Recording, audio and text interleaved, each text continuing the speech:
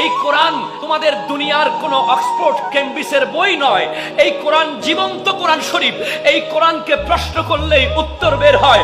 যদি প্রশ্ন করো কোরআন তুমি কোন মাসে আসিলা, উত্তর দিবে শাহরু রমাদান আল্লাযী উনজিলা। যদি প্রশ্ন করো কোরআন তোমার দেশের বাড়ি কই, উত্তর দিবে লৌহে মাহফুজ ঠিকানাহীন নই।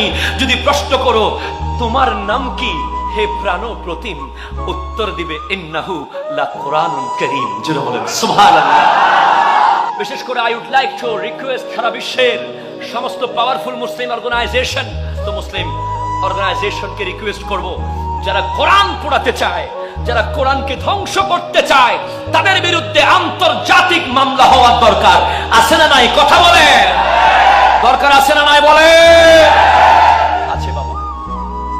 আমরা আজকের এই প্রোগ্রাম থেকে প্রতিবাদ জানাচ্ছি। কোরআনকে আঘাত করা মানে, কোরআন পড়তে চাওয়া মানে আমাদের কলিজায় আঘাত করা।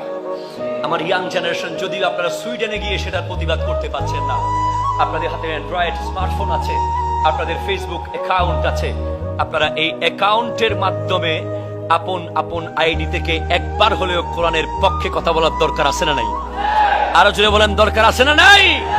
আর তাদেরকে আমি একটা মেসেজ দিতে চাই, কোরআনের পক্ষে আমরা বলছি না, শুধু আমরা বলছি না, মুসলমানরা বললে তো তোমরা বলবে আমাদের কিতাবের কথা আমরা বলছি।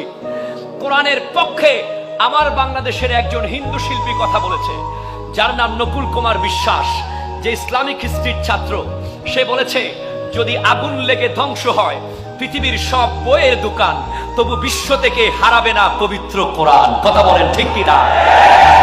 If all the book stores of the world destroy, the Quran will not destroy, because the millions, billions of Quran Hafiz moving in the earth. কথা বলেন ঠিক কিনা?